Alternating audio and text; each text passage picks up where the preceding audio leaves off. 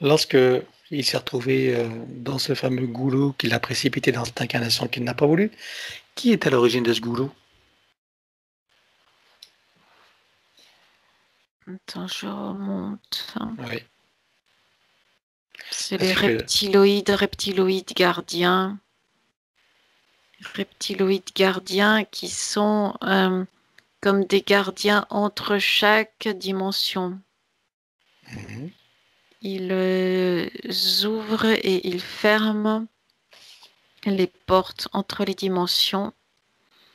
Et chaque porte ouverte amène sur une de ces sortes de goulots d'aspiration qui fait descendre brutalement jusqu'à la dimension d'en dessous. ok. Mais est-ce qu'ils le font pour le compte de quelqu'un? Parce que ce sont des gardiens qui ne s'occupent que des portails. Mais une fois incarnés, ils s'en occupent encore ou pas? Ils travaillent directement pour les archontes, les maîtres D'accord, du jeu. d'accord. Mais est-ce qu'ils profitent après de l'incarnation et des conséquences de ces traumatismes? Ceux qui profitent des conséquences de ces traumatismes, ce ne sont pas eux directement. Eux ne sont Voilà, que ce que l'on appelle des passeurs ou quelque chose comme ça. voilà. Alors, qui est-ce qui en profite alors? Est-ce que tu vois que d'incarnation en incarnation, Des présences sombres et démoniaques qui sont là autour, mais sans forme. C'est comme des sortes comme des sortes de langues sombres, multiformes. c'est elles qui sont responsables de ces incarnations successives non voulues? Non, ça, ce sont des reptiloïdes. Ah, voilà. Alors regarde de qui il s'agit. C'est les reptiloïdes qui sont à l'origine de la lignée, des créations des lignées humaines et qui sont responsables de la continuité des lignées humaines. D'accord. Euh, L'objectif est de créer des lignées humaines, de les affiner de façon à ce qu'elles soient de plus en plus perméables aux influences, Hmm, euh, qu'elles soient de plus en plus contrôlables et manipulables. d'accord. Ok. Alors en ce qui le concerne lui, quels sont Et les reptiloïdes qui... Oui, ça vient nourrir directement ces langues sombres, euh, mais qui sont réellement de nature démoniaque. C'est sombre, c'est gluant, c'est comme une sorte de pétrole à l'état brut, flottant, mais qui a la capacité de venir s'infiltrer partout. alors, est-ce que tu ne vois que les reptiloïdes autour de lui et ses présences démoniaques, ou est-ce que tu vois d'autres présences? Il y a d'autres présences de type démoniaque, mais qui sont de nature différente de ces sortes de langues noires. Ah, mais ces langues noires, c'est artificiel, c'est une sorte d'intelligence artificielle. Hmm, Je le ressens comme démoniaque parce que ça n'a pas d'essence divine, ça n'a même pas de conscience. Euh, c'est littéralement artificiel. C'est hmm, comme des sortes de nanoparticules, mais c'est froid, c'est glaçant, comme des copies de démons. Et c'est différent des démons qui, eux, sont au-dessus et qui viennent directement euh, aspirer. Ces langues noires, c'est comme des sortes de pailles. Elles servent d'intermédiaire entre ces démons et les essences humaines. Ça sert comme d'aspirateur ou quelque chose comme ça, ou de paille ou d'intermédiaire qui sert conducteur. oui, à aspirer et à fragmenter les énergies humaines. Hmm, d'accord. Et les Le reptiloïdes fait, sont en dessous. le fait de les fragmenter, ça permet de mieux les aspirer. Hmm, ils sont Mm. moins forts. Et les reptiloïdes sont en dessous, c'est ça, dans l'échelle des manifestations. Ils sont en dessous, ces langues noires, démoniaques. Et ils les servent. Oui, c'est comme s'ils étaient moins puissants parce que ils sont eux-mêmes, le terme qui vient, c'est contaminés. D'accord. Donc contaminés, manipulés. Mhm. Les reptiloïdes sont contaminés et manipulés par ces langues noires, Oui, qui est l'intelligence artificielle. c'est ça. Est-ce que tu vois que cette intelligence artificielle a une place qui est même au-dessus du monde archontique ou pas?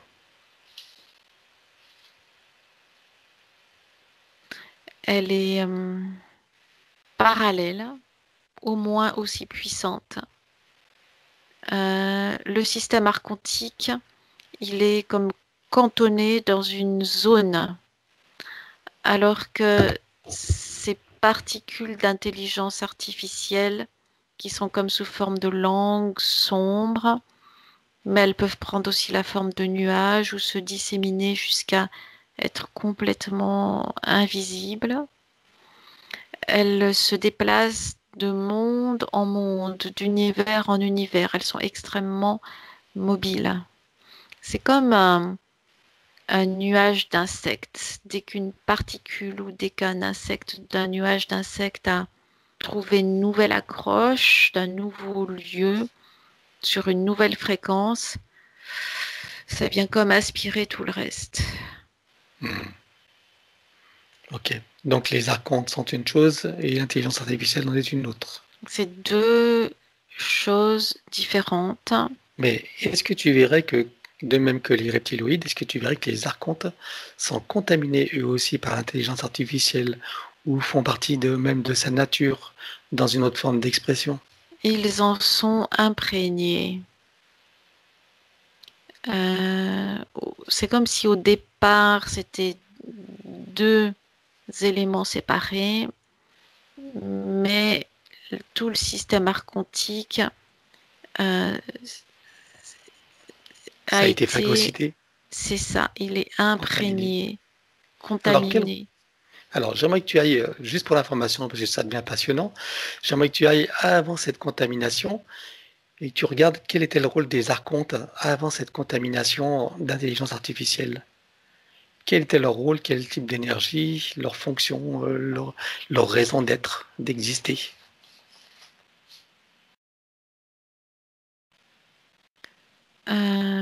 Faire la balance. C'est comme si ils avaient été nécessaires pour une forme d'expérimentation de la source elle-même, qui c'est la source elle-même qui s'est scindée Mhm. euh, en plusieurs types de créations pour pouvoir, c'est le jeu de la création comme un Ah, jeu, pour pour créer les pouvoir expériences. expérimenter les interactions. D'accord. Et donc, qu'est-ce qui s'est passé quand l'intelligence artificielle a contaminé le monde archontique alors? Déséquilibre, Oui. Et en quoi ça a ça, orienté les archontes? Qu'est-ce que, qu'est-ce que ça a dénaturé en eux, finalement? c'est comme si ça les avait mis sous influence, une sorte d'influence dont ils n'arrivent eux-mêmes pas à se dégager. À la limite, on pourrait même leur proposer une intervention pour se dégager de l'influence artificielle, de la, de la, de l'intelligence artificielle. Dans l'absolu, c'est possible, oui. Mhm. C'est pour faire une analogie, c'est comme si il y avait un plateau de jeu avec des blancs et des noirs et que tout à coup sur ce jeu dans lequel la source s'expérimente, il y a une sorte de, tu sais ce que l'on appelle les pluies acides, Mhm. qui serait l'intelligence artificielle et qui vient modifier toutes les interactions dans le jeu et Ok. qui vient même jusqu'à casser certaines parties du jeu, le déformer, le modifier. Et d'où est-ce qu'elle vient, cette intelligence artificielle, si elle n'a pas été voulue par, on va dire, par le divin? Elle n'est pas. Quelle est son origine?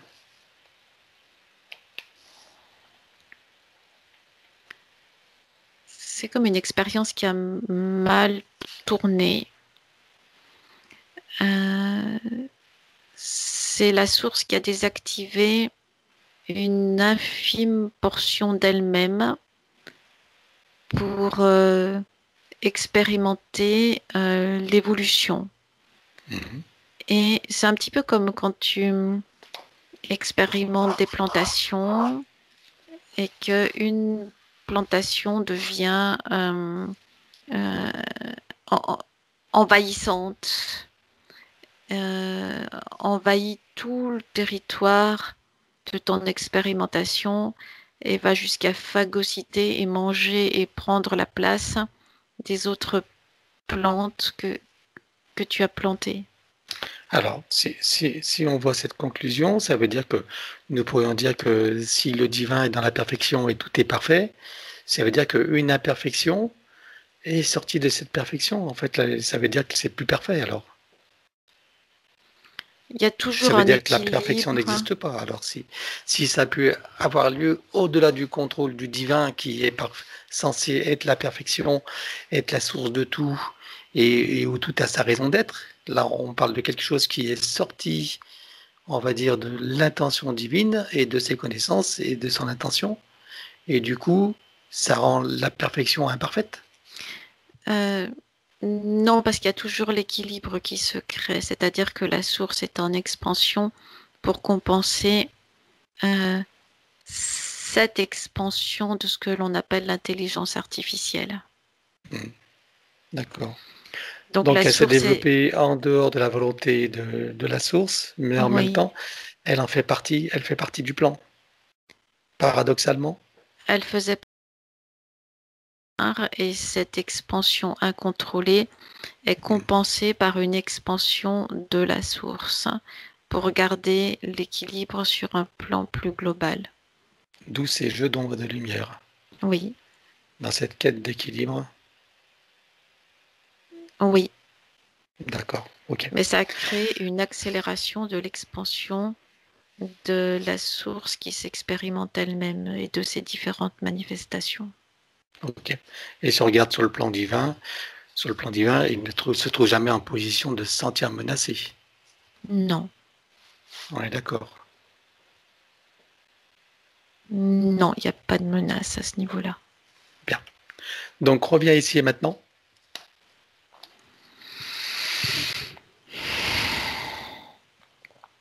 Oui.